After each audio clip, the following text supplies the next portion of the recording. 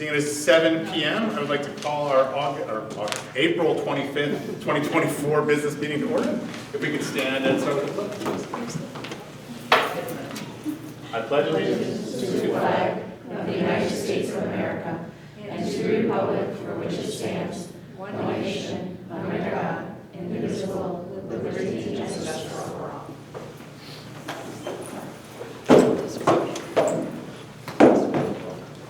I'll invite our super representatives to read the landing note. We hit it on you. Yeah. The Worcester Irondequoit Central School District acknowledges the indigenous people of this region and that this school district building sits on the homelands of the Onondaga of the Haudenosaunee Confederacy. It is on these lands that we teach, learn, and live. Thank you very much. First item on the agenda is the approval of the agenda. Are there any changes to the agenda? No, we do not have any changes. Thank you. May I have a motion to approve the agenda?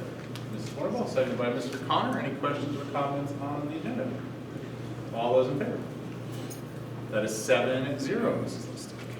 Listick. Next is public comment. We don't have anyone signed in for public comment tonight, but we do welcome the public at all of our regularly scheduled meetings, and we will have public comment at each of them. Next is approval of the minutes. May I have the recommended resolution, please?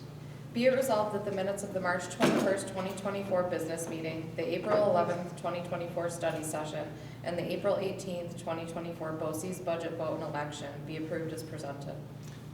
Moved by Mr. Connor, seconded by Mrs. Porter. Any questions or comments on the minutes? All right, all those in favor? That is 7-0. Next is the good news.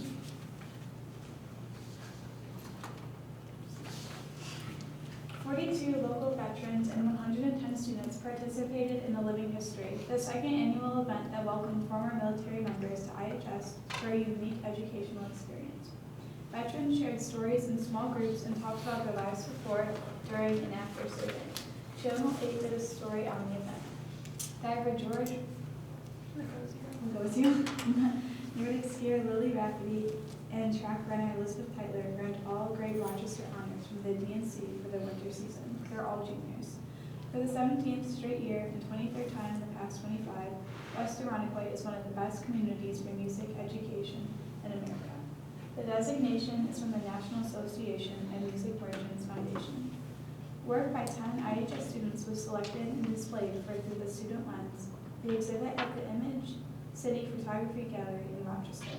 Congratulations to Juliet Alquist, Dinlin Chang, Fiona Coyle, Grace Crane, Giuliano Imburgia, Maren Jagger, Gisele Medina, Grace Taberski, Julia Yurtis, and Nathan Farquhar. 4 IHS students graduated from the ACE Mentor Program, which encourages students to pursue careers in architecture, construction, and engineering. Congratulations to George Anderson, exchange student, Zeddy L. Menwent, Sebastian B. Miller, Colton Benetti, and Edwin Zinn. Alex also earned a 2000 scholarship. For the 12th straight year, students in the IHS Career and Financial Management class earned Irondequoit a top 100 ranking from WISE for demonstrating financial literacy. Thank you very much.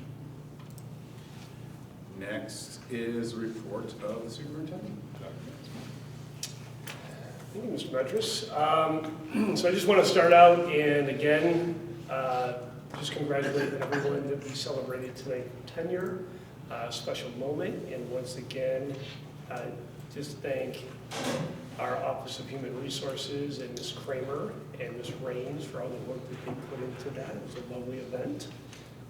Turning our attention to my report that you see, I'll start out, just sharing a little bit about what's going on across the district.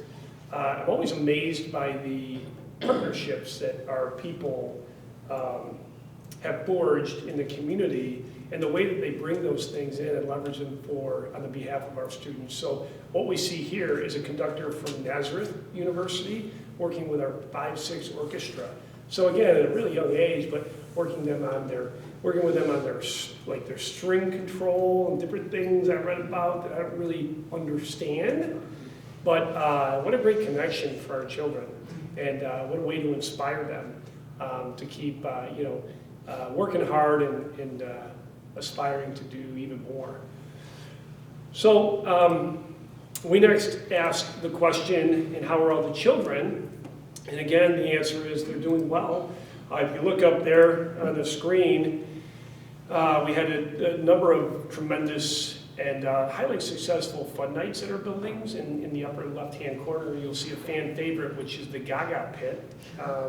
So I just want to thank our WIPTSA for really funding and orchestrating those, facilitating those, and we're lucky to have our president with us tonight, Kate Copeland. So, on behalf of the district, thank you for everything that you folks do. It so greatly enriches the experience for our students and our families, so thank you. We had a chance to get around in the lower right-hand corner. We were on a tour with the Supervisor Evans. He had asked if he could just get through the buildings. He didn't have a lot of experience within our facilities, and it's been some time since he interacted with our program. So, just part of his getting to know the community and forging a partnership, we hosted a tour and we got into some classrooms. And this is Gabrielle Bradigan here at Dake, and it was an amazing experience because she was taking some historical Norman Rockwell images, and the students were having a discussion comparing those to some more modernized images where artists had taken those and remade those based on today's society. So it was just a really interesting dialogue, and I'll tell you, she's just masterful in how she leads a discussion with the children, so it was a really great experience. In the upper right-hand corner, you'll see Mr. Chupak. He is one of our CTE teachers here, not here, but near, in the high school. And we walked through that classroom too. What struck me, that was automotive, and just the diversity, And I talked to some of the students, and we talk about how they're exploring and making sense of themselves and their future. And I bet I talked to at least 5 students in there who were really proud to share specifically how they plan to pursue automotive moving forward thanks to these experiences. So it's a really unique thing we have here at West Runquay. And then down in the lower left, I had the joy of attending the Seneca Fun Night, again, because it was a PTSA. So I was a proud dad. My son had a couple of pictures displayed with some other students, but they had a talent show, and here's the full faculty showing off their talents that night. So that was pretty cool. The kids got really charged up, seeing their teachers kind of in a different light. So a few updates from across the district. Working backwards with some things coming up. So for the veterans, you may remember that the Act for Education has a community champions event every year. They do a breakfast. Every district has a chance to nominate a partner in the community for really having an influential impact on the district. And just all the ways that they're supporting and contributing to that. So this year, we chose to select the Helmer Nature Center, and specifically the director, Karen Mazzola. So we will be attending that breakfast on the 3rd, and if anyone's interested in attending with us, we can certainly get you signed up for that. So just wanted to let you know about that. Just a reminder that Monroe County School Board's law conference is coming up on the 2nd. So there's still some time if folks are interested in that. An important update, the Listwood South Lawn principal selection process. So we started with almost 20 applicants, and we went through a series of stages. We started with some collaborative screening of applications, narrowed that down and chose to bring in a group for really short screening interviews. And when I say bring in, we met them on Zoom. So And those were really quick interactions, but that helped us to narrow that field down to a smaller number that had the opportunity to go through a whole series of committee interviews. And again, I think this is just a really tribute to the work that we've been doing here in the district to bolster our process, to really attract a quality candidate pool, and to be inclusive in how we screen those folks and make our choices. So we had, again, 2 student committees, one for Westwood, one for South Lawn. We had a staff and family committee, and then we had an administrative committee. So we're down to 2 finalists, which are, the interviews are set up for next week, and then we'll be making some determinations and bringing that person to you in May. Talked about the tour with the town supervisor. I had a real great chance to talk with the supervisor, super interested in how we can continue to partner. So we talked a lot about our intermunicipal agreements around paving and site work and different things. And he took notice of some of the needs up at Iroquois, by the side of the road. If you've been up there recently, that's really tore up just from parking on the side of the road. So he seemed to really take some great notes and was going to take that back. I know that they're currently making plans for that. And then Kim Crystal and Orlando Marrero were part of hosting us, and Kim struck up a great conversation about a summer reading program. And so he had mentioned that they still have some ARPA funds, and today we were passing along some of the quotes on some costs, and that may be a way that we're able to put another book in our students' hands around the middle grades. So. And then I had reported to you that Kim Crystal, bless you, and Tisha Maldonado and some other folks who worked on a student circle just around the crisis that's going on. Students had really spoke up, and they were asking for a place to just come together and talk about that. And so they worked with the Children's Institute. They did execute that, and I had shared with you folks in a recent memo some of the feedback from the students there. So if you have any questions on that, I'd be happy to, track those down. So, and finally, any questions and comments? And these are 2 of our bright stars, Keely and Nicole. They were chosen as emerging leaders, and they were given an award for that. So congratulations to them. A lot of great things. Questions or comments for Dr. Johnson? Thank you, as always, for your reports. And it looks like your report will continue into B2 with EPC presentation. Right. So when I came on board, 5 years ago, one of the conversations that was struck up was just around, sustainability and different things that, opportunities in the district. We had investigated some of those things, and we've taken some action. There's always been some level of a presence in Irondequoit for that. We used to compost leaves, right? We have different clubs and activities in our schools, but we got to talking with the facilities committee, and there's an opportunity for us to do a study of the district around our energy performance. And so we've chosen to partner with our architects and engineers, CPL. So we have Brian Trout with us and Corey Hunsinger. And turn over to James if you want to add to that, James, but they're going to give you an overview of what that process would look like. No, just kind of show the evolution. So they came and presented a very similar presentation to the Facilities Planning Committee. It was well received, and so it seemed like it's an excellent next step to bring it forward in a more public setting for us. So we're excited to have both of them join us tonight. Yep. So no decisions tonight. It's just really, fact finding and giving you more information that's developing through the Facilities Committee. So I'll turn it over. Awesome. Thank you. Thanks for having us tonight. Good to see everybody.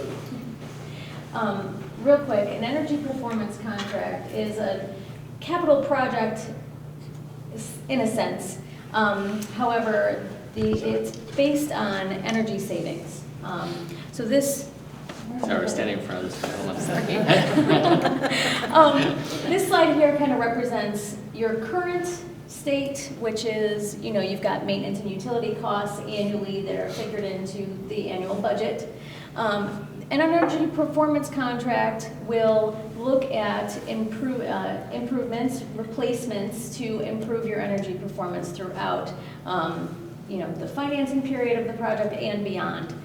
So this middle bar shows what an annual budget during a term financing would be. So your maintenance costs will be reduced as those improvements take place. You'll have some savings for payback. And then you'll have savings used to pay off those improvements, and then you'll have savings on your energy. And then at the end of the project, once the construction is completed, quote unquote, you'll realize more savings than your expenditures. That's the idea. And the contract between the district and the energy service contractor will guarantee those savings.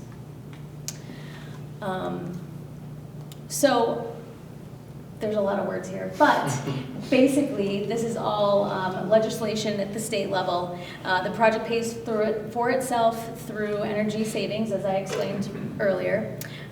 You can use capital deferments in order to help finance that project. It generates a cash flow, and as I said, that's a guaranteed positive cash flow to the district. There's no additional impact on your annual appropriations, and it's really a very simplified, streamlined design build process. Still needs to go to state ed, but it's kind of negotiated and designed and constructed in conjunction with your energy service contractor. Yeah, we don't have to bid it. We don't go out to a public bid. That's really what we skip. Yep. So what are typical measures? LED lighting is a big one, right? We all know just replacing our bulbs at home with LED fixtures, it saves on our energy costs at home. Very similar in your school buildings. Lighting controls and daylight harvesting, again, to help moderate that lighting output based on the amount of sunshine coming into your spaces and the amount of spaces that are used at one given time. Adding to building management through building automated controls on your mechanical systems to make sure that those are running optimally. If this room wasn't occupied, then those controls would dampen down the amount of air or heat or air conditioning that's provided to this space. Again, controlling that output. Additional mechanical system improvements, heating and cooling. We could get more energy efficient units through this project. Variable frequency drives, again, a mechanical component to your system, again, to increase efficiency. Plug load controls. We all know that we've got printers and coffee makers and, smart boards and things that are running in the background even though they're not on. Adding these plug controls will help moderate the electricity flowing to them when they're not in use. Even these little things add up to savings. It's remarkable. Well, the number of those devices in the buildings really starts to add up. Exactly. Number of smart boards that you guys have, I don't know how many there are, James, but hundreds? No. No? We use data projectors here, but same idea. Same idea. Same idea. Yeah. On the right-hand side, you can see some additional improvements. The ones on the left are the low-hanging fruit. Those are the things that will give you the most energy conservation, energy payback. The ones on the right are additional things that are benchmarking and audit will show or prove out whether or not these will be eligible as well and filter into that payback. Envelope, windows, insulation, door and window seals. Anywhere that air is leaking or infiltrating is a space that we can save a little money. Kitchen hood controls and appliances, again, energy savings there. Transformers, solar PV. We've talked extensively at Facilities Committee about the opportunity to introduce solar PV to this district and finding unique and interesting ways in which to do that. Geothermal, again, using below grade to help heat our facilities.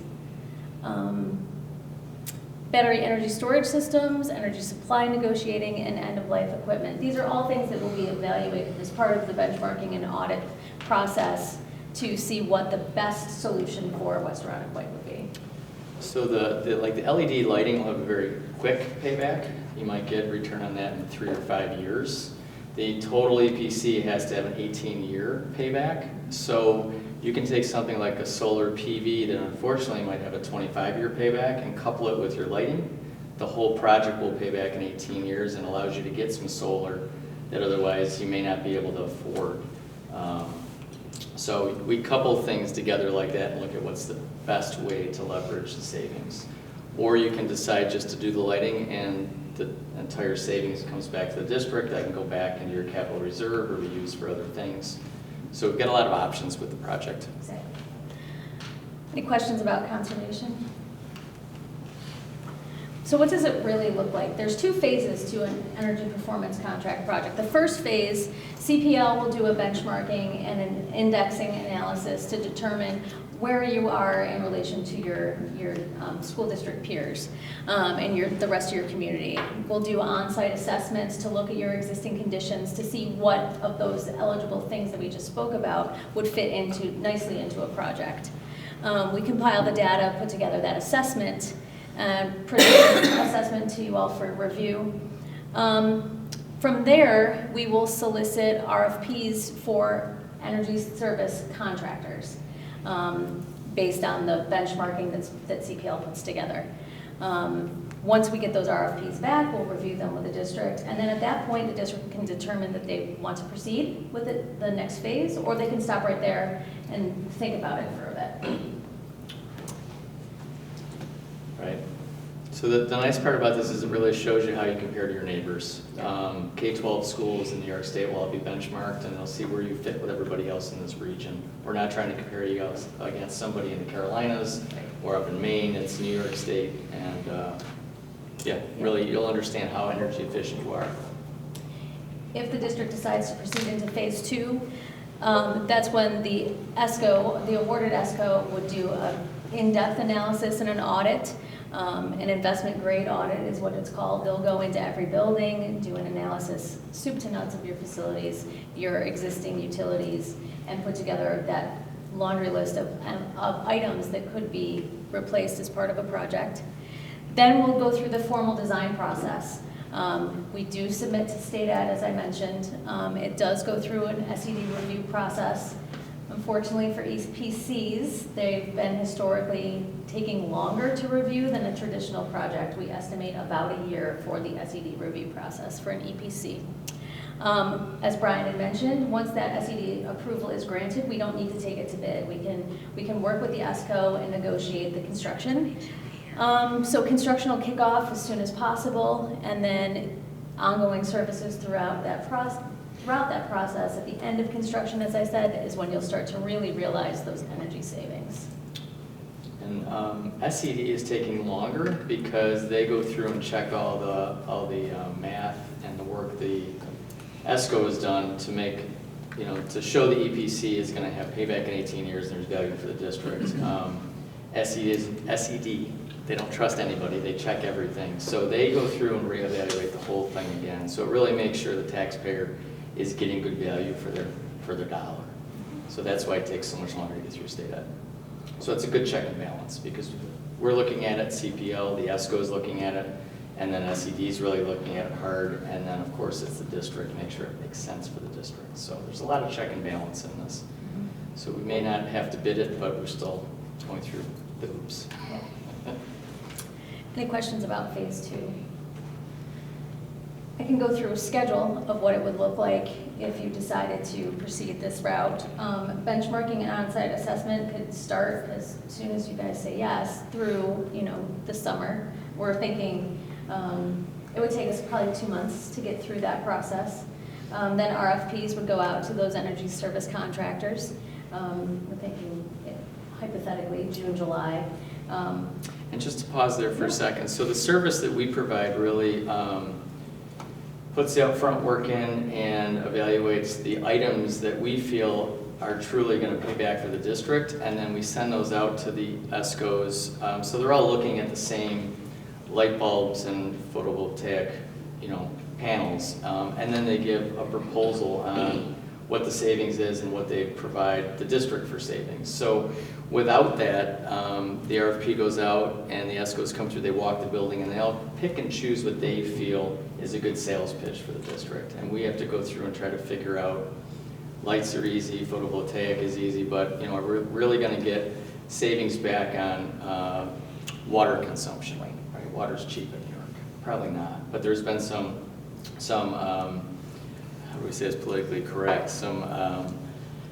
they've assumed there's gonna be a lot of payback in water savings sometimes, and then when you select them, and then they get into the project, and lo and behold, it doesn't pay back, and you start to see the company that came in and said they're gonna save you a lot of money, they really couldn't, they just really had more of a sales pitch with their proposal, so it's really hard to evaluate all those.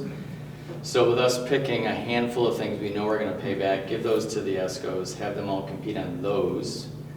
Then, once we select, they come in and walk the buildings and find additional items, and at that time you know it's real or not, because they're putting their engineers into it, it's not their sales team anymore. So, and there's no fee for this, there's no commitment up front. If you decide to go ahead and use us through this process, the ESCO actually pays their fee. So it's all tied right in with them, and we make sure they stay honest through the whole process. Thank you, Brian. Yeah. Once we go through the RFP process, district will make a selection as to which ESCO to proceed with. As Brian said, the ESCO will then put together the item-by-item audit. Once that audit is completed in the fall, that's when you have the opportunity to go to public vote if you so choose to. It's not a requirement to go to vote, but there is a aid payback incentive of 10% if you do vote. So we were thinking you could put that together in the fall, potentially vote in December if you so chose. Design would be about approximately 5 months, so if you decided to vote in December, we'd get it submitted to SED in May. 12 months for that SED review would get us through May of 26. And then construction, depending on the scope of work, would start summer of 26 and flow through potentially fall of 27, if not further beyond. Yeah, the ESCOs will have all their contractors all set up. So as soon as we get SED approval, they start. Like they'll have light bulbs ordered, they'll have contractors lined up, so that whole, we try to get SED approval early in the spring to then bid, award, go through shop drawings, get long lead items, to the site so we can start summer construction. All that goes away because the ESCOs will take care of that behind the scenes. We'll wind up doing that review process while it's at state ed. We'll approve the shop drawings, we'll make sure that they can get the equipment ordered on time, flush out the schedule so that there are no surprises once we do have that SED approval. Any questions?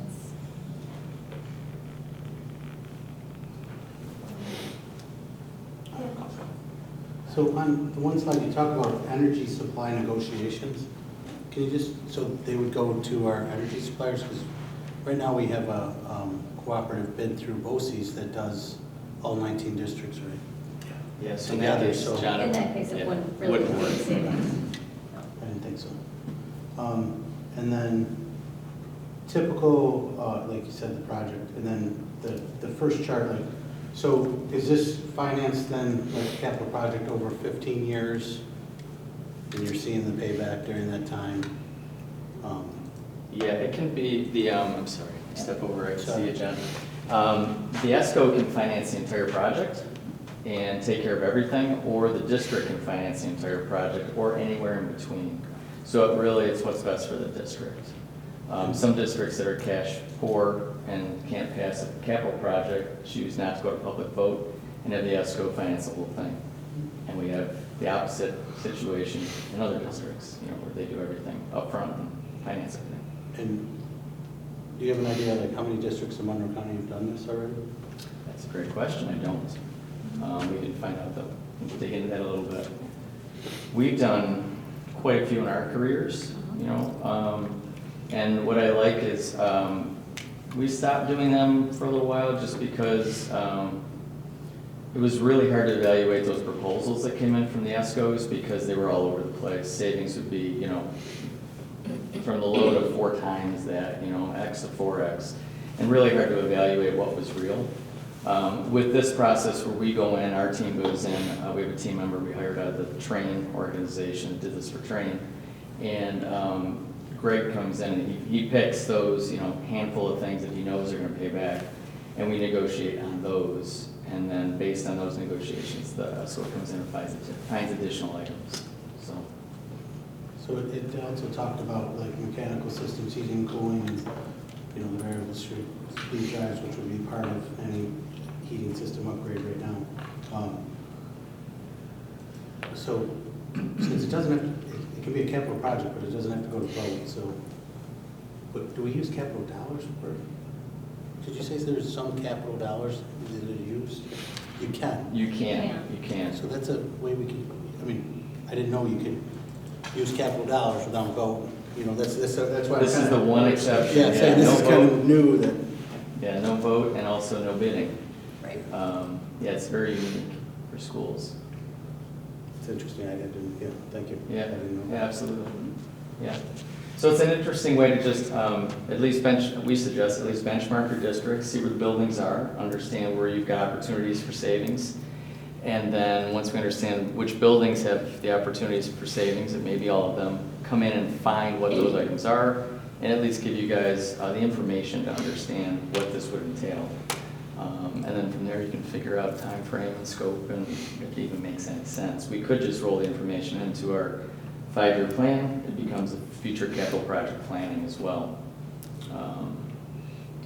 Because right now, we have things like upgrading to LED bulbs, but we don't have a true quantity. We would have a true quantity in that case. That's the easiest thing to talk about for energy savings is light bulbs. So you talked about some, after you get all the approvals, I think you said summer of 26 or 27 possible work. Obviously, some of that work would go into the school year. Would the ESCOs put into the bid, like, obviously we've had it done before, where they come in, I'll call it the afternoon shift, where they're doing, they can do a classroom, let's say in a night, when they bring a couple people in, and then move through classrooms. So continue to do that work through the year, so we're not waiting for that, those breaks or those summers. Some of the big stuff, we have to wait for those, but. Yeah, we can negotiate that into the ESCO's agreement with the district to make sure that they are proceeding throughout the school year with whatever they can do. Yeah. Mechanical You get a bigger systems are picture. difficult, but Yeah. lighting is the easiest. And they have their select contractors, Yep. and they've got a team of contractors they use all the time. So we're not pulling electricians out of the union hall. You don't know if they're gonna clean up wire nuts and clippings from wires as they're replacing, ballasts and fixtures.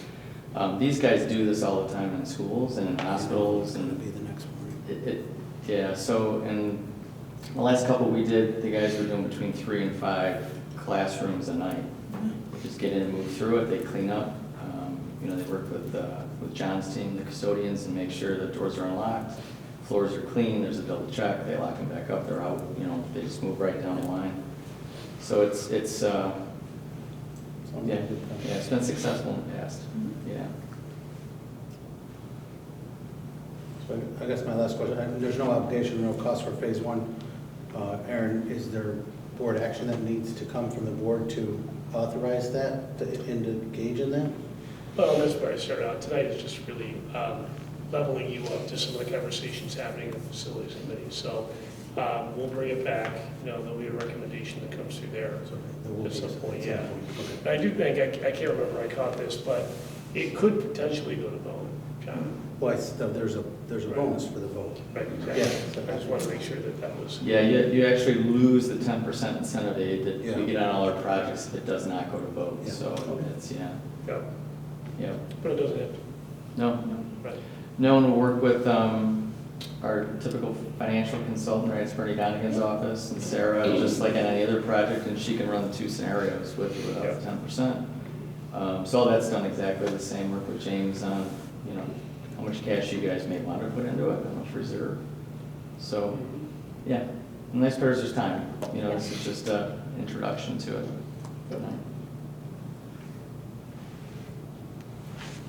Great. Any other questions?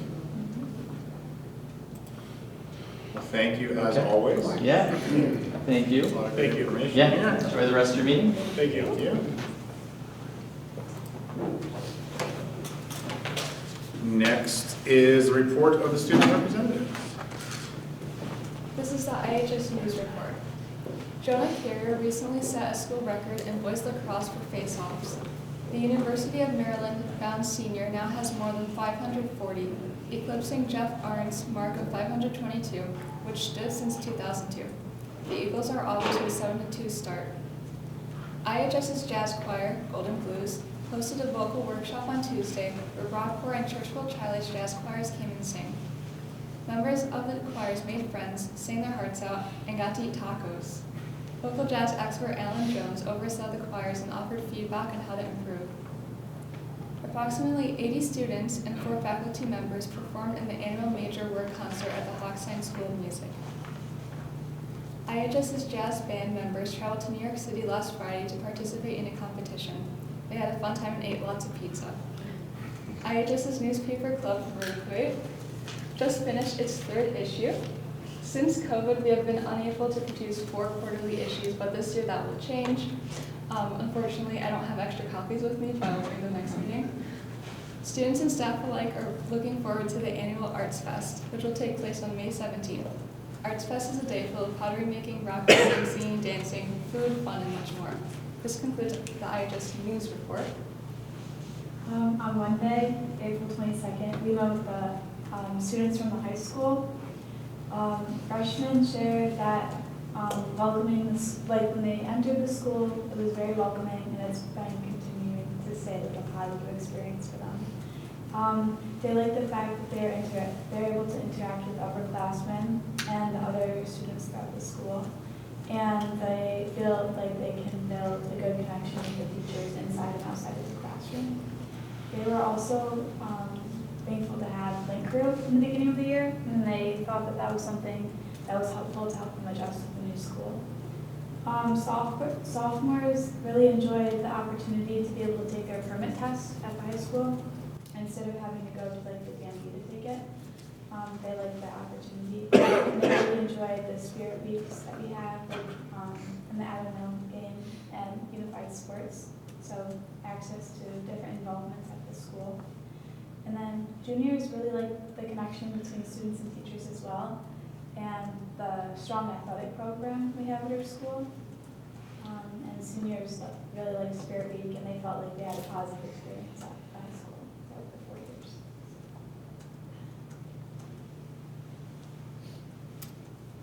Thank you very much. Is that it? I don't want to cut you off. Yeah. Okay. I appreciate the addition of what everyone's eating.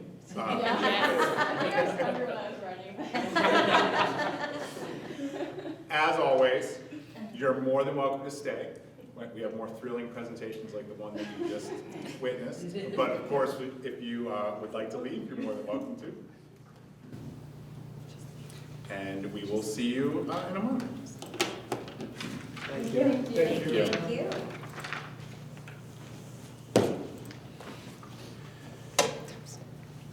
Next is the report of the treasurer, approval of the financial statements and treasurer's report. May I have the recommended resolutions?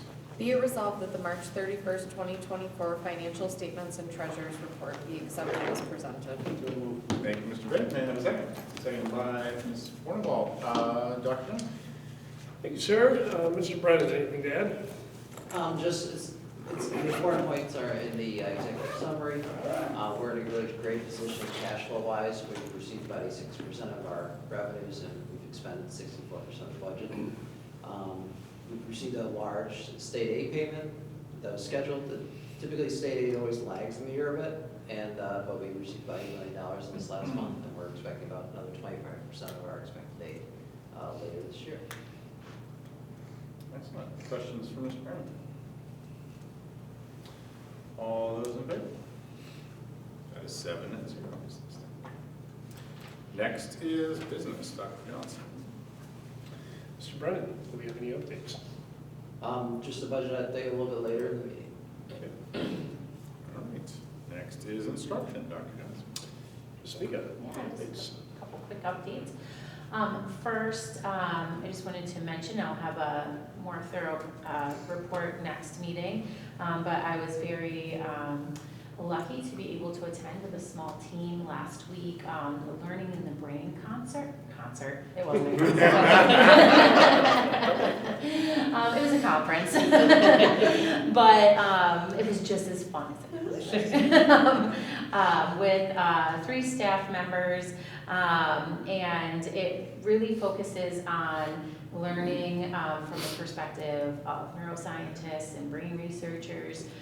So a really in-depth look at really how we and students, work and tick, and I'll be really excited to just share some more specifics once we have some time to kind of debrief and internalize what we learned, because it was really 3 packed days of intense learning, and be able to turnkey that back to the rest of our staff, including you. And then just a quick update regarding pre-K. We're we're in a really good place as far as awarding the slots that we have available. Continue to work with Sunshine on just getting that second room approved. But then, without giving too many details, because we're still in the process, we are actually exploring some additional spots with another CBO that would provide more of a hybrid classroom. So for the CBO, they would keep some private pay students and then have some UPK West Irondequoit students as well, which would help with some of the financial pieces that has been a struggle for some of our CBOs to participate.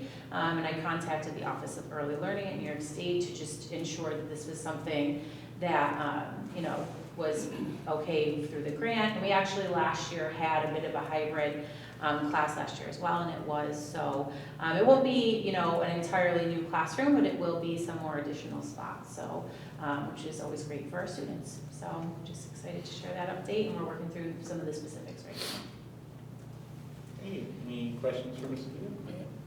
Gill? All right, next is personnel. May I have the recommended resolution, please?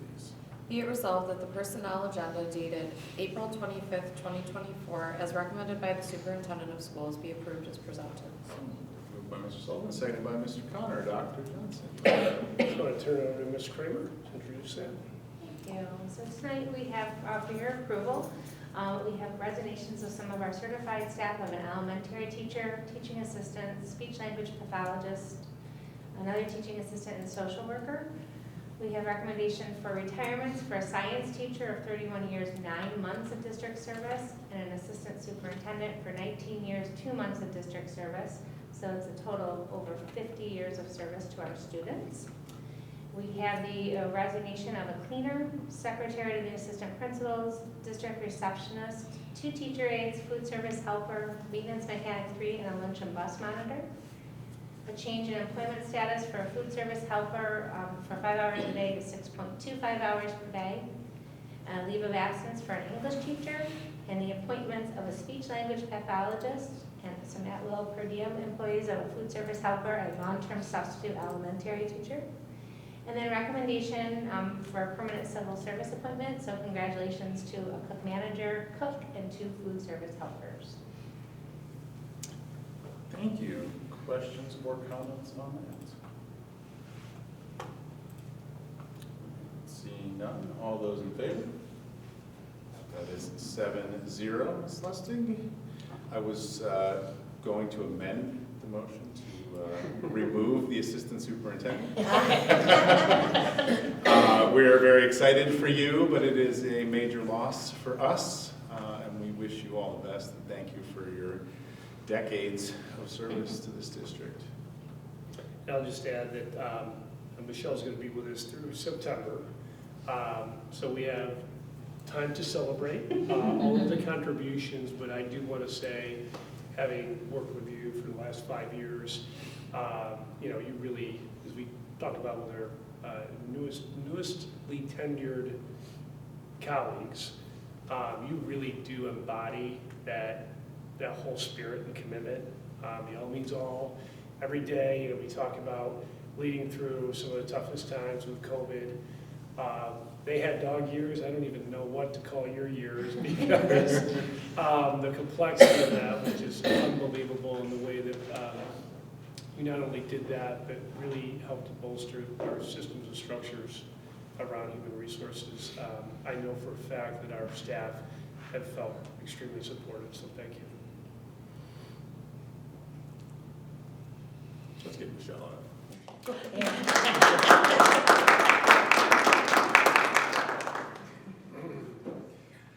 It's going to be a tough act to follow, James, but new business is next. Adoption of the 2024-25 West Arundecoit Central School District budget. May I have the recommended resolution, please? Be it resolved that the proposed budget for the 2024-25 fiscal year in its final form with the anticipated expenditures of $93,783,857 and an anticipated tax levy of $44,454,364 be presented to the voters of the district on Tuesday, May 21st, 2024, and the 2024-25 property tax report card representing the proposed budget be approved as presented. Thank you. May I have a motion? Moved by Mr. Connor, seconded by Mrs. Bornable. Dr. Johnson. Well, one thing I know about James is he's a gamer. He's going to ride the guy ran 100 miles, so I know he's going to wow us with the delivery of the budget here. So, James, please take it away. So yes, you know, we've been working together on the budget since really the summer, and with multiple presentations, including the workshop and questions last meeting. And so this is kind of a high view in terms of bringing some of the pieces together. There were some open questions. There was a question about state aid, you know, what was going to happen there, and so some updates on. So this is not necessarily a formal budget presentation. That will come encompassing all the pieces, but it's going to try to bring together some of those high points we've been talking about recently. Just kind of want to highlight, you know, this kind of came out through our budget workshop, but these really were our budget objectives. And, you know, like anything around budgets, you try to maintain consistency. And so these are very similar to what we've done in the past, where we want to balance our enrollment changes, maintain those class sizes, follow our education special ed mandates, aligning our curriculum instruction as stated in the strategic plan. A little bit different in this one, we are restoring elements of the budget that were reduced in the past, but we've also included positions that have been paid for the last few years with federal stimulus within the budget. And then, of course, we always try to, within the budget, maintain a 5-year sustainable plan and stay within the tax levy cap. And we have, believe we have achieved these objectives in this budget. Just kind of, again, we've talked about this before, this is where our revenue comes from. Because of, and I'll get to it with foundation in a minute, because of the foundation aid being fully restored over the last several years, the kind of slice of the pie from New York State has grown, and it has reduced the amount coming from some of our taxpayers and our local sources in terms of percentage fees. Though all revenue sources are critical in order to create and balance a budget. As we mentioned last time, as compared to what we had projected in January, the tax levy in terms of percentage is a little bit higher than we projected. It's at 2.24%. This is really because of one of our pilots. You can see it there, that negative $86,000 is coming off the books, and that's returning to the general levy, and that allows us to capture that through an increased levy limit, but still remaining tax cap compliant, which means when the voters decide on our budget, because we are tax cap compliant, we need to receive 50% of the public's vote in order to accept the budget. Foundation aid. So yeah, going back to what I talked about, that slice of the pie has grown larger. This is kind of an interesting look in terms of really how over the last few years, advocacy from school boards working with local legislature has really done a huge impact in terms of the amount of foundation aid that our district and all districts receive. Ours, we were quite a bit behind, so our increases were quite significant. A couple details on the right, just to refresh your memory, I won't go through it, but that's, remember we talked about this a few times, what is foundation aid? Those are some of the important pieces in terms of the elements, in terms of the concept behind foundation aid. So we've kind of all come through those areas. The first 4 bullets there were as of last budget year and into this year, we've achieved that fully funded foundation aid. And then we started getting into some estimates here regarding the budgets. And so the last piece that we were looking for, and actually there's a typo on the slide, should be $33,000,003 for the governor's budget, was a question around the governor's budget versus that fall estimate. And the governor's budget fell short. It was based on the numbers that her office was using regarding CPI. And so the legislative budget has restored some of those pieces. Not quite at, we know CPI is running about 4.1% right now. That'll show up in our property tax report card. But the legislative budget did take it up to about 2.8%, which brought those numbers closer together. So that's kind of the progress that's been made in that front since our last meeting, because the state had not passed its budget. One of the other questions about within the budget was, we've talked about this for several years, so it's an area perhaps of work still with New York State in terms of these capital outlay exclusion projects. It is still at the $100,000 level. So the project we have conceived fits well within that, that box. We're still going to be targeting those old sprinkler heads located in the attic of Seneca Elementary School. And then as funds allow, but it'll be more limited, of course, because we are still at that $100,000 aidable cap for the capital outlay exclusion project. But it's still an excellent project. It's been a high priority for us for a few years now, and we're going to be able to achieve that through inclusion of it within the budget.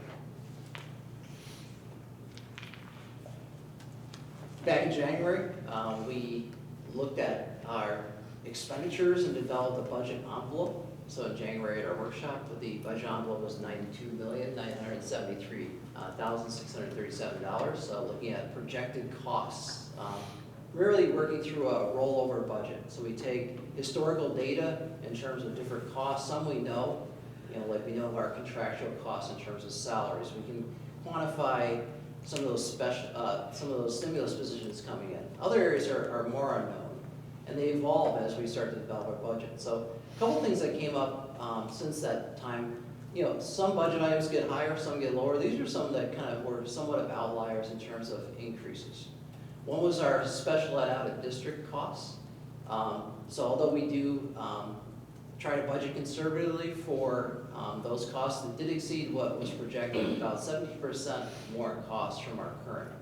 And then it's also important to remember, when you're talking about out of district special education placements, you also have the associated transportation costs too, because you have to get the students to their programs as well. So there's this, besides the 17%, it's really higher than that when you figure in the transportation side as well. The other thing that happened more recently was looking at our financial consortium, RASH. This last year was an area where the expenditures for healthcare within our consortium exceeded what our budget had projected for RASH. Now for us, what that means for us is we're going to need to increase in terms of what we're projecting for healthcare costs by about 1%. 1% maybe doesn't sound like a lot, right? It's 1% is pretty close. But remember, our healthcare costs run about $14 million a year. So 1% is $140,000. And what's always tricky about healthcare costs is we set our rates in January. So we know our rates for half the year. We know them all the way, we know them for the rest of this year, and then fiscal year, then all the way to next January. But this is always the second half of the fiscal year, 24-25. That's the unknown. And that's why to kind of prepare ourselves what we could see in terms of higher rates of healthcare costs, that'll be another 1% in terms of our healthcare budget. All those things factor together, and we had a discussion about netting out the debt service. This put us at about $322,000 above that envelope that was established in January. We've done some things on the expenditure side, looking at kind of some updates regarding our signups for special ed through BOCES. Have been some reductions since those some of those other increases, about $71,000. And then kind of looking at the health of our overall food service program in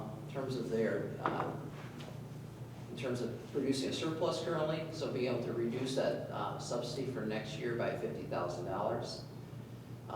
We were able to narrow that gap a little bit more. And then, because of going back to the slide regarding additional foundation aid through the legislative budget, we're able to balance the budget without adding any additional aid. In terms of totals, these are the amounts regarding the budgets. $93,783,857 is the budget amount. Projecting about $42,380,000 of state aid. The tax levy, that's a 2.24% increase. At the tax levy cap, we're realizing some additional other use of savings, not savings, but other revenue sources. And then a slight increase in terms of savings, but again, within what we established in January. We just came through, the town just came through a town-wide reassessment, so we're probably going to be returning to more of a predictable path in terms of the tax rate increases. So we typically, on any given year, will increase by what the levy amount is, so about 2.24% to 21.28 assessed value per $100, per $1,000 value, and then our tax cap number is there as well. Those are the totals.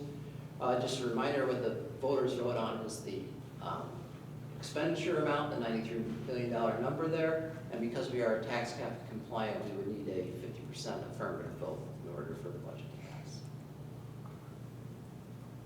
So if you go ahead and answer any questions about those items. Again, that was more about, it's not our full budget presentation, that'll come with our presentations we did to the public as well as here. But that's kind of a high level to bring some of the elements that we're talking about throughout the budget producing process. Thank you, James. Any questions for Mr. Barron?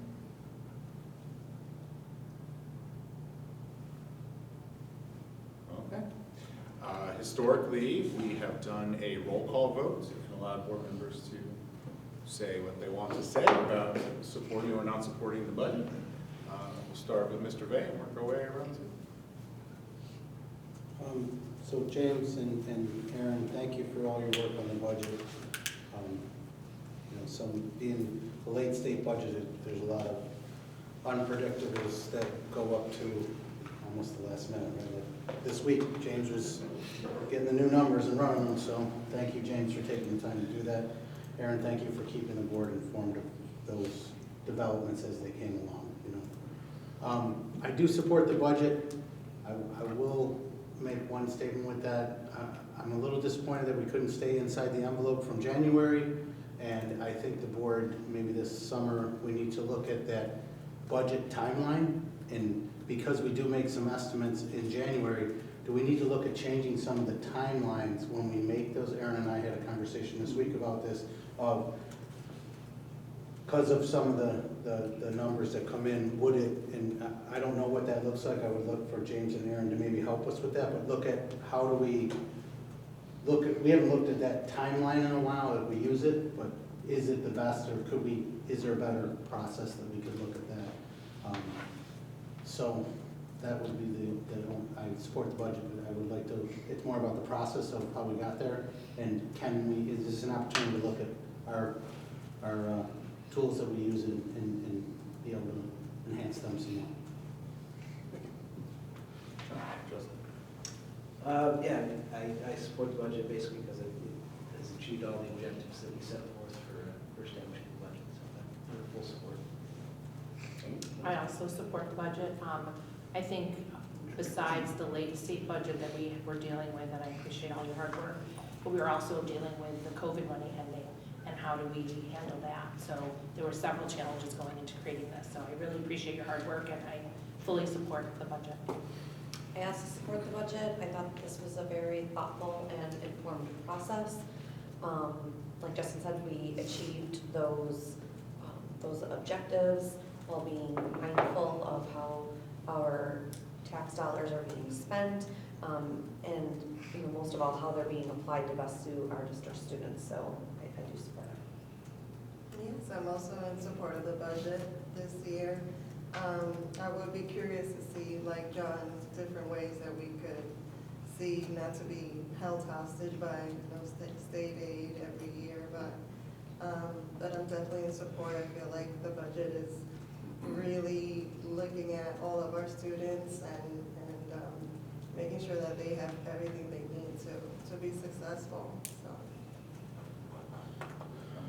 Much like John said, first of all, James and the entire administrative team, thank you for the time and effort and attention to detail put in here. Probably more curveballs thrown this year than I've seen in the 5 years that I've been involved in the process. I do support the budget. I think while it is not within the envelope, I feel that it is the best that we could do with the curveballs, the lateness of the budget, the unexpected increase in some key costs, and most importantly, really no impact to student programming, which I think is the most important piece here. So again, thank you for the efforts, and I do support the budget. Thank you. I want to echo what my colleagues have all said. Thank you, Aaron and James and Michelle and Chrissy and all of the administrators who have put all the work in this. I know it flows up from the building level too, of the needs of the building. And what Matt said, this is what's best for our students.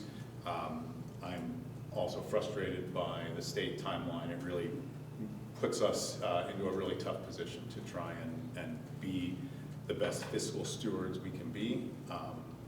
From an advocacy standpoint, I don't expect it's going to get better. The state budget does include a study of foundation aid, and so they might throw the whole thing out and start over, and then we'll be back to square one there. That COEP portion that we keep pushing for, maybe we'll get there one day, but we're not quite there yet. And there was something else I wanted to say, but I didn't write it down, so I vote yes on the budget, and thank you again. That is 7-0. Next, under new business, is approval of therapy dog. May I have the recommended resolution, please? Be it resolved that the request for a therapy dog made by Corinne McCarthy and is recommended by the superintendent of schools be approved as presented. May I have a motion, Mrs. Warnock? Seconded by Mrs. Fuller. Dr. Johnson. Yeah, so we're presenting a new opportunity here. And we have the paperwork, the potential therapy dog for Arundequoit High School. Their name is Mookie. As you can see, Mookie is a lovable Labrador Retriever. Mookie has passed all of the tests for certification as required and outlined by the board policy. And from what I hear, did it with flying colors. Is a canine in good citizen standing, what I hear. And Mookie is partnering with Corinne McCarthy. And if you know Corinne, she works with some of our consult classes in the high school. And this would just be really an extension of the program that we've started. And I believe, correct me if I'm wrong, Chrissy, but this would be the first therapy dog at IHS, right? Yes. Yeah. So we have them at Dake, we have them at some of our elementary schools. So Mookie, I believe, would be the first one officially placed at IHS. So with that, if you have any questions, the materials are there, the plans in place according to the policy that we've established, and I'll just offer it up for any questions. Just when we typically vote on new positions, those individuals often come and sit in the gallery and congratulate them. I think that would be a great addition to this process as we move further along with future improvements. I was ready to call a point of order, Matt, because last time we did this, Bean was here with us. Being set a very high bar. We can arrange that. I'm sure that they would be delighted to meet the board. Any other questions? All those in favor? That is 7-0, Ms. Lustig. Next is the consent agenda. May I have the recommended resolution, please? Be it resolved that the Board of Education of the West Aroniquoit Central School District approves the consent agenda, which includes I-2 through I-6. May I have a motion? Please, thank you, Mr. Conner. May I have a second? Seconded by Mrs. Bornabal.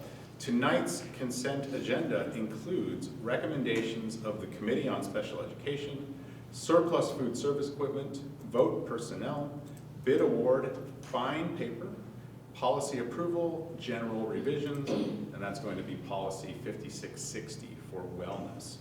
Are there any items on the consent agenda which a member would like removed for a separate discussion? Are there any items on the consent agenda which a board member would like removed to be voted on separately? Any questions or comments on the consent agenda as a whole? We're seeing a very lack of fine paper in the back of this room. All those in favor? That is 7-0. That brings us to liaison reports. We will start with Monroe County School Board Association. The first one is Legislative Committee with Mr. Sullivan and myself. I will fit in here what I meant to say about the budget because it's related to this, that I'm very proud of the work that our district did last year to position ourselves to be ready to absorb those COVID-funded positions. So that was the other thing that I wanted to say that I didn't write down. We met on April 10th with a presentation from Regent Hale, who has recently joined the Board of Regents probably like 6 to 8 months ago, I think. And he spoke for a good hour, covering topics such as My Brother's Keeper, technology implementations across the states.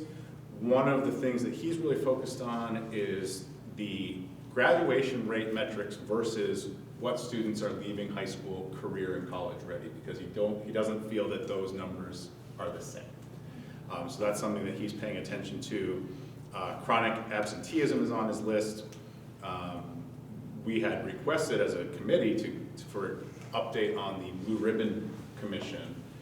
He didn't have much to offer there because it's a very slow-moving process, and one of the things he highlighted is that the process itself is much more important than what the commission actually put out, because he gave a highlight of some stuff that SED put out like 10 years ago that just went into effect recently, right? And it's already outdated. He's like, so our processes of looking at what makes the portrait of a graduate are more important than the actual contents of the Blue Ribbon Commission.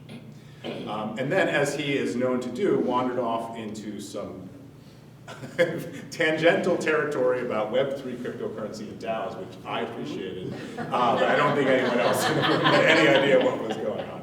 So, great meeting. My understanding is he stayed for another hour with the co-chairs afterwards and some of the leadership to continue to talk about things. He's been extremely available since he started. He's met with Monroe County School Boards a number of times already. So good to have him with us. Next is, let's see what order there's in, is Labor Relations Committee with myself and Mr. May. Yes. Want me to go, Matt? Yeah, I wasn't sure if you were on the Zoom or not. Yes. So we had our meeting yesterday, and which is traditionally the April meeting. We have a presentation from our RASH partners. So as you guys all, as we know, we're part of RASH, which is Rochester Area School Health Plan. James sits as our representative for our district on that, on the board. And they just went through some of, the financials. We're in positioning ourselves in a pretty good position. They talked about looking at it was like a pyramid where like the top of it, how much those, they call them the high claims, and then the middle claims and the low claims, and they have like to look through those and how can they help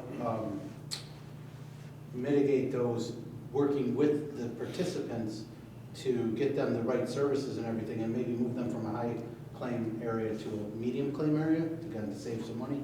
They also talked about, extensively talked about the new, I'll call it retirement option, which, as James had mentioned before, they went to Aetna, and it was successful. A lot of the things that came out of that, they have one-on-one counseling, we have dedicated service center, and again, we are seeing some, our retirees are seeing a broader nationwide coverage, so if they do go out of our home area, it's easier for them to get coverage, which is a good thing for our retirees if they choose to do that. So it sounded like to me, and from a couple of people that I've talked to that retired, it was very seamless, and some of them were worried about it, but they actually said they got a lot of support. So great work by our RASH board to do that. And then again, this board and consortium that they put together has saved school districts hundreds of millions of dollars. If we had to go out like we used to, each school district would go to Excelis, and at the time it was, what was the other one before? MVP, I think. MVP, that was it, thank you. And bid individual contracts for each district. And there was, so this, by pulling them together, and then recently, in the last, 7 years, it became self-funded. Yep. So again, we're self-funded, and they continue to save us money, but yet secure benefits for our staff and retirees, so it's important. And thanks for all their work. I will forward the documentation and the Zoom link if you get a chance. It's really good to listen to and see the slides. Yeah, it is recorded on the Monroe County School Board website. The only thing I'll add to John's report is we spent some time comparing countywide cost averages for the value plan versus the high deductible health plan. And the math really shows that people on the high deductible health plan are saving more money, and it saves money for districts. But getting people to make that shift is where the hurdle is. So just interesting the data they have available on that. They use national benchmarking data as well, and they adjust it for our demographics and regions and makeups, and to see where we are as far as claims compared to other areas and industries and things like that. So it was very interesting, that presentation. It's always a good presentation. Next is information exchange with myself, Mr. Sullivan, and Ms. Vargas Cronin.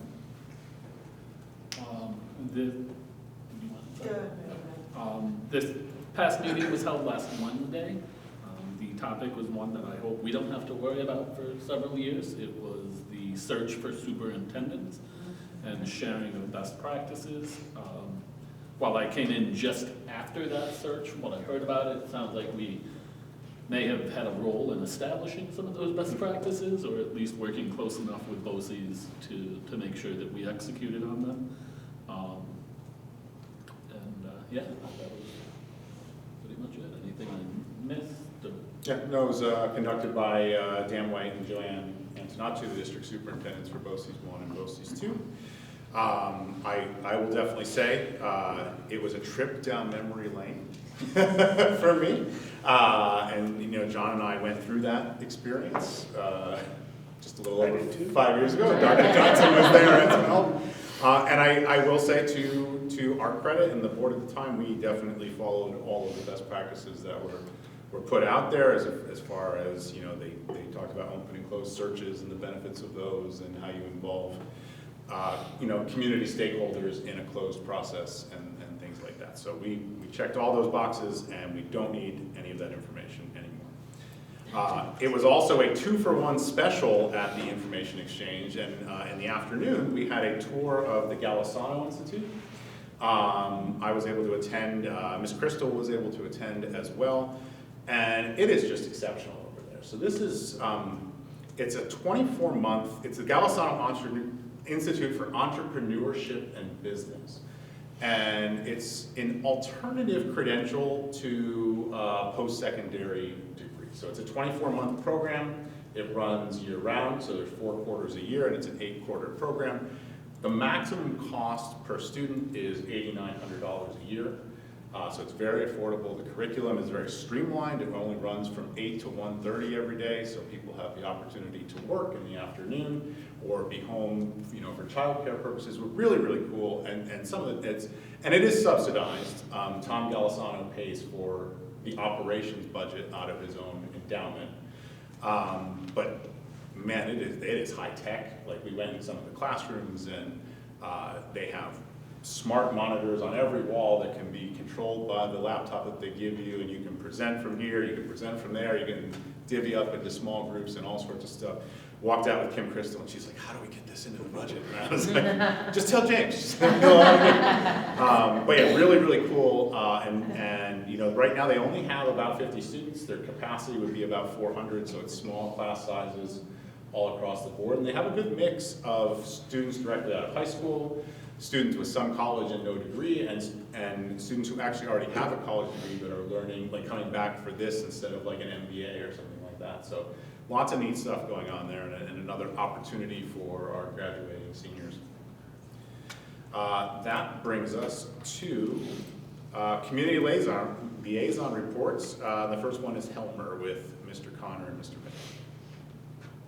And our next meeting is May 14th, and we did have the solar eclipse event on the 8th, which was a huge success, even though we didn't really get to see the eclipse. It was a little cloudy. Just a touch. Next is PTSA with Mrs. Borer and Mrs. Bornwall. Yes, the meeting was on April 9th. They shared that the Next to New sale will be on May 18th, and there's going to be a Red Wings Irondequoit night on the 2nd. And then there was a representative from the Passon Group, who is a group of parents with students with special needs, and they meet at the library. And they're planning on workshops to help educate parents about the programs in West Irondequoit. And they had about 24 people represented at their last meeting, so they were very pleased about that. And then Dr. Johnson was there and presented the budget for the rest of the meeting. Excellent, thank you. Next is West Irondequoit Foundation with Mr. Connor and Mr. Sullivan. We continue to review and edit the operation manual. They had some discussion around the Generation of Excellence Scholarship and some possible future changes, how to fund it more, maybe increase the amount of the scholarship, open it up to more students. Also how to possibly earmark some funds for some curricular trips, things like the day TC trip, see if there's ways we can fund for students that might not be able to afford that. We went over some details of the plaque that they're going to put outside the sensory room, as well as the banner at the fitness center, marking some of the grants that were funded by the foundation. Excellent, thank you. Next is Teacher Learning Center with Mrs. Borer and Mr. Sullivan. TLC. Oh, yeah, I'm sorry. I couldn't make it. We had that today, meeting so. today.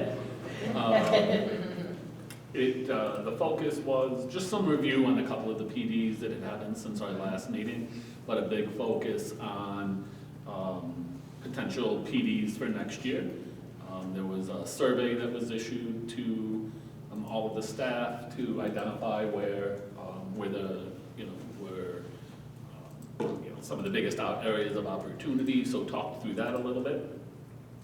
And yeah, I think that was, it also brought up the topic of potential professional development for the policy board itself of the TLC, which I thought was an interesting discussion, and could present some opportunities for that board to be even more active and hands-on in not just the delivery of professional development, but really the concept, how to deliver it more effectively. There was, in the survey, a lot of information brought up around timing of PD and how hard it is for some teachers to attend at times. So I think some professional development at the policy board level would help.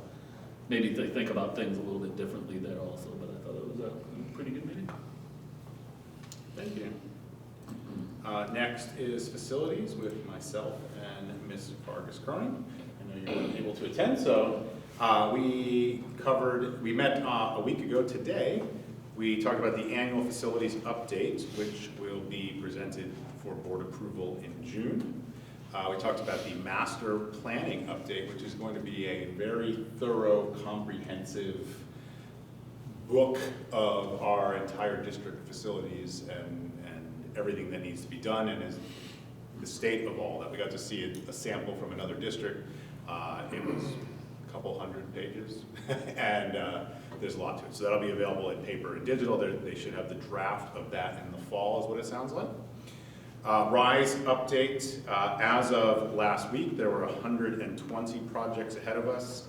According to Corey, when she was just here earlier, there are now 81. So we're making progress, we're almost there. Once we get picked up by SED, it'll take about another month for final approval. And then at that point, we can go out to bid and actually start working on things almost a full year later. Anything I missed on that, James? No. Next is health and safety with Ms. Bornabal and Ms. Vargas. Yeah, so health and safety met back in March 5th, so there was nothing new to report since then.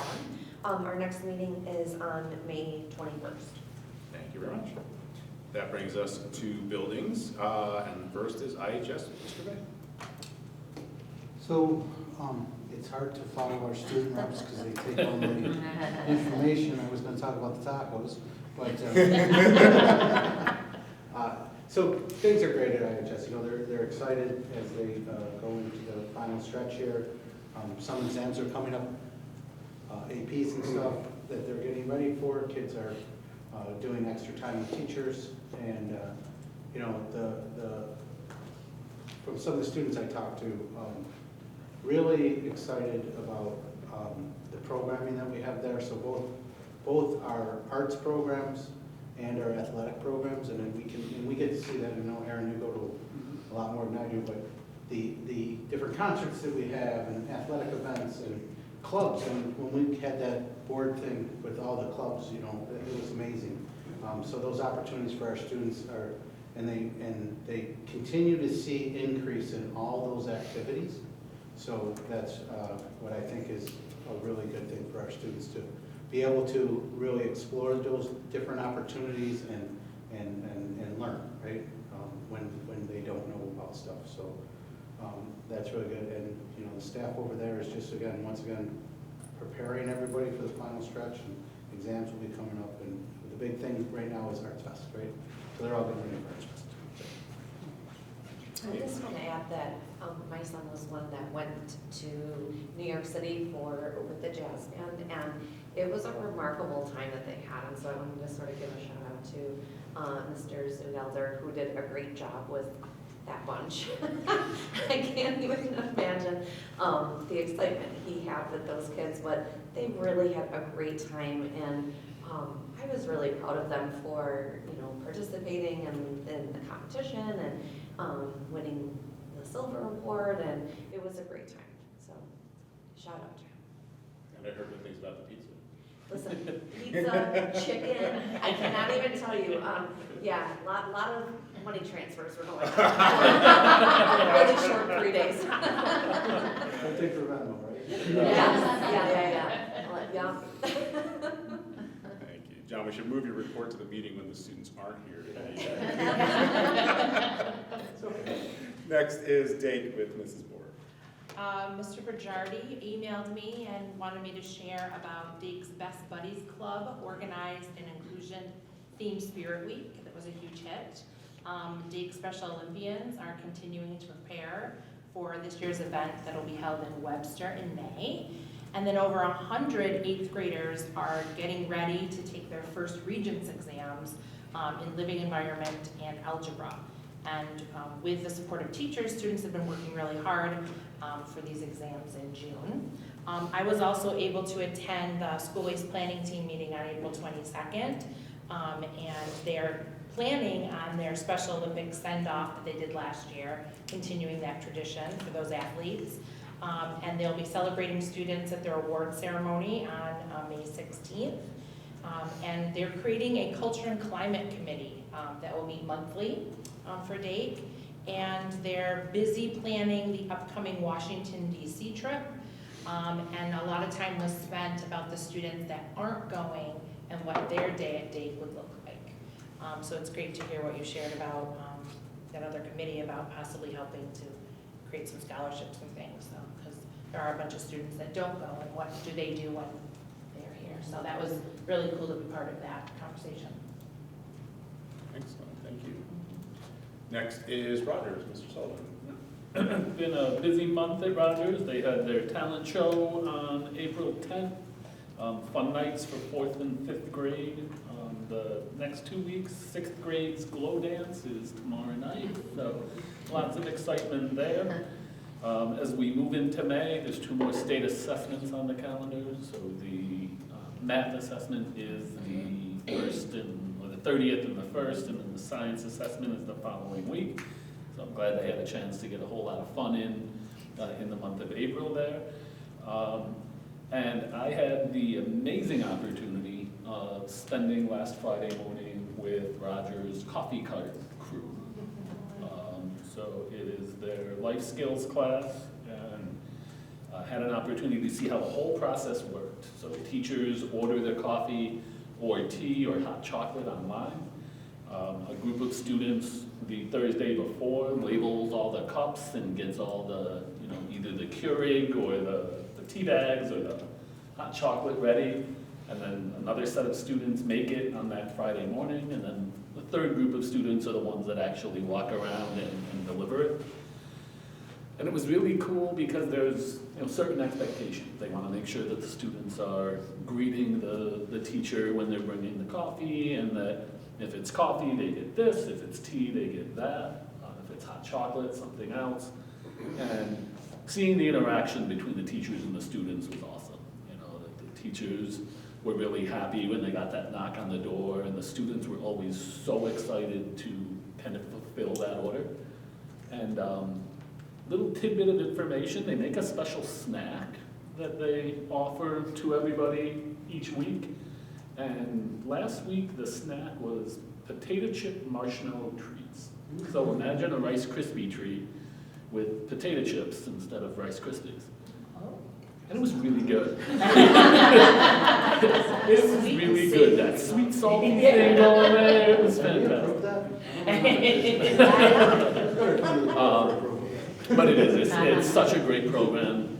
Big props to the staff in that room that helped support it, to the teachers for the tips that really fund it, it was just great to see the smiles on the kids' faces, the smiles on the teachers' faces, a great way to spend a Friday morning. And they invited me back every week, so I'll hopefully have another chance to do it again before the year is over. Can I just add one thing? So a little person told me that if you've had kids at Rogers, Mama Duck is back. So they're waiting the birth of the baby ducks. So this one duck comes back every year. Yeah. So pretty exciting over there. Big goal is expanding it to South Lawn next year. They're hoping to be able to bring in a South Lawn faculty and staff for that also. So if you can do that coffee cart on a board meeting day, you can bring the us. special students back. Exactly. And move. Yeah. Yeah. There's a number of things that we're missing out, and find people for that one. Next is Iroquois with Mrs. Bornwell. So, I unfortunately do not have an update since the last time we met. I am assuming that all has been going well, that they have been busy prepping for state testing, but I don't really have anything more specific than that. I'm told every day that it's good. Yeah. That's got a little inside. Yeah. Inside's good. He would know. Hear about it. Anything? No. Yep. Next is Briarwood Colebrook with Ms. Barber. Yes, Dr. Farrell reports that both schools had classes participating in the Rochester General Hospital's Care Crew project, where students wrote cards and get well wishes that encourage encourage patience. They also drew pictures and encouraging messages. Briarwood just celebrated the spring season with their PTSA hosted ice cream social. That was a lot of fun. And Colebrook first graders are busy writing narratives about their favorite community helpers, including firefighters and police officers. There's a lot of great things happening in both schools. I'm looking forward to maybe making a sports day, carnival, or moving up ceremony. Lots to choose from. Thank you. Next is Brookview Seneca, Mr. Connor. Here. Okay. They're on the final stretch of the school year, and believe it or not, the students are preparing for the end of the school year events such as Flag Day, Sports Day, and the moving up ceremonies. Grade 3 students worked hard on their New York State ELA assessments and are preparing for the upcoming New York State math assessment. And the kindergarten students are looking forward to starting their science unit on worms next week. Thank you. And next is Listwood South Lawn. Myself, I got an update from Mrs. Pavone. It has been a busy time of year. We had a fun family game night with the PTSA last week. We have the Listwood Talent Show coming up tomorrow.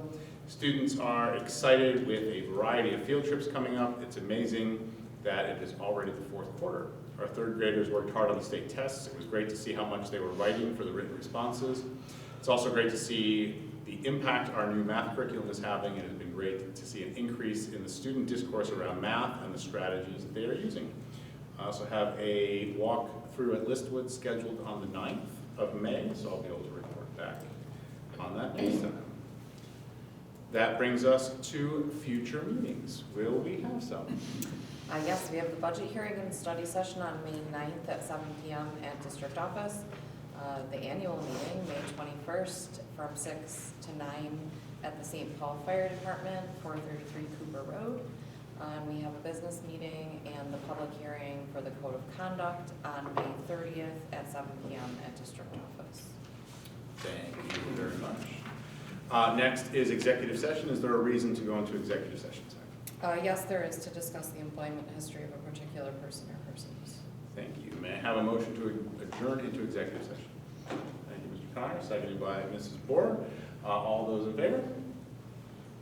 That is 7-0, Ms. Lustig. Thank you very much, everyone, for a productive meeting, even if we did not have a therapy dog. And we will reconvene in executive session.